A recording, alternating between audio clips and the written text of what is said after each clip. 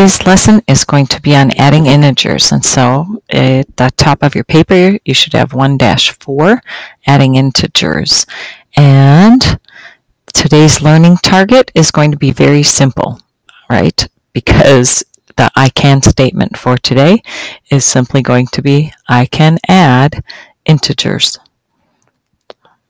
And if you recall, when we've been talking about some of our vocabulary this section, integers are all of the positive and negative numbers that are whole numbers and 0. So it looks like this, and you don't have to write this down, but just so you remember what integers are referred to as, it's all of the whole numbers, 0, 1, 2, 3, and their opposites, which would be -1, -2, -3, and this continues on into infinity, in negative infinity. So that's what the integers are. All right, so first things first, when you look at your notes, you will see that you have something like this. It says opposites add up to 0, and we have 5 and -5, and then I have some counters here, like a plus sign, 1, 2, 3, 4, 5 of them, and the same with the negatives. And when you have one positive and one negative together, they neutralize each other and wipe each other out and go to 0. These two counteract or neutralize each other, and these ones, and these ones, and these ones. So the positive and the negative numbers counteract each other, and they always add up to 0. This idea is helpful once we start adding. Now, some textbooks and some another way to visualize this is using a number line. When you show addition on a number line, we start at 0. So grab your pencil. There's a number line there in your notes. Start at 0, and my first number is 5. 5 is a positive number, and we always travel to the right. So I want you to draw from 0 over here to 5, and then stop and indicate that this is 5. Then it says add -5. When we add a negative number, we travel in the opposite direction, to the left, backwards.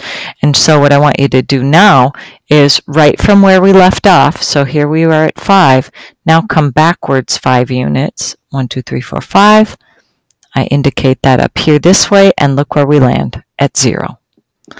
This is the idea that you get when we talk about opposites add up to 0.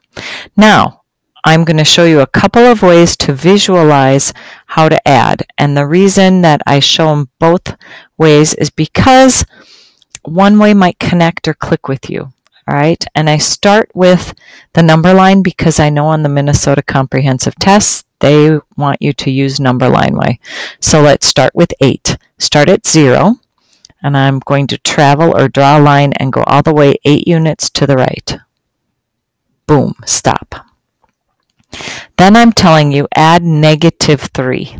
Since it's a negative number, we need to travel to the left from where we left off. So I was here, and now you're going to come back 3 units this way.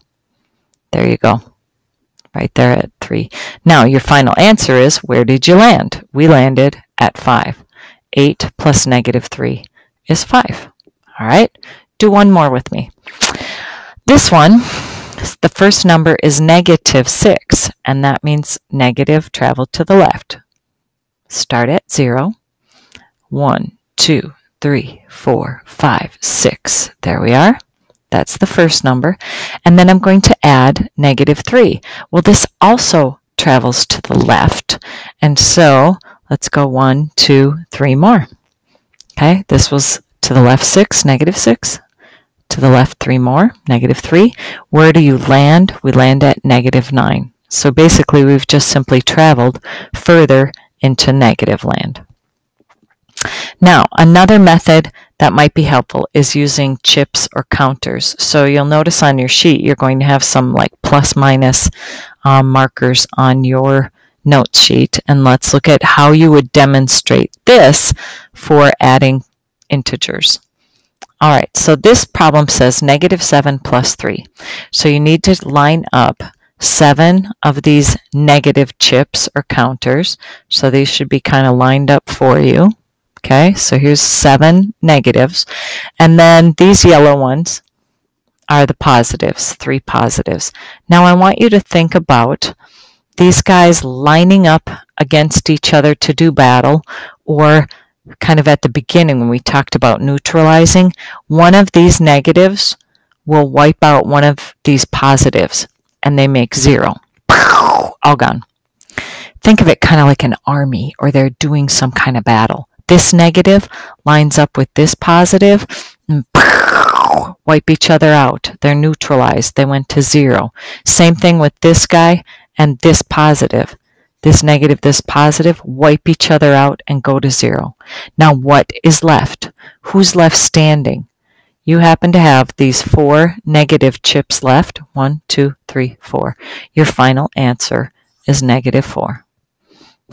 Let's look at another one. Here's an example. Let me get there. Well, maybe we should just make one up here. Hang on. Yep. We'll make one up. Let's say we're going to do -6 and +8, or something like that. A -6 + 8. Now, we'll go ahead and do this with the chips here. So I have 6 on the negative army, let's say. 1, 2, 3, 4, 5, 6. And then we have 8 on the positive army. 1, 2, 3, 4, 5, 6, 7, and 8. All right, so now we're just going to ignore the rest of that stuff up here. Those were just my extra ones. And let's see what happens. Every negative is going to take out a positive, okay? And they're going to neutralize each other. So let's first of all get rid of all of the neutralizing here. Uh-oh, look what happens. There were more positives than negatives in this case. So here's what happens. These guys go to 0. These guys go to 0. All of these pairs neutralized each other, and who's left standing? The positive army had more people, and so there are 2 positives left over, and that's your answer. Let's do one more. Let's say we're going to have, -4 plus -3. And let's see what happens here. Well, when I go ahead and line these up, I have 4 negatives to start off with. And then I'm adding 3 more negatives. Oh, now look what happens here. Basically, you have all of this down here in your army, and there are no positives over here to neutralize. So nobody gets knocked out, nobody gets annihilated, and you simply have to count all these up. 1, 2, 3, 4, 5, 6, 7. Okay, but they're all negatives. Your final answer is -7. Aha. That brings us to a point where we can start looking at some rules. So what I want you to do is add some things in here on your notes. If you have the same sign, meaning you're adding 2 numbers and they're both positive or both negative, the first thing you need to do for your number part of your answer is you're going to add those 2 values together. In other words, you're going to add the number parts or the absolute values. Okay? You add the absolute values. Then you have to determine the sign of your answer.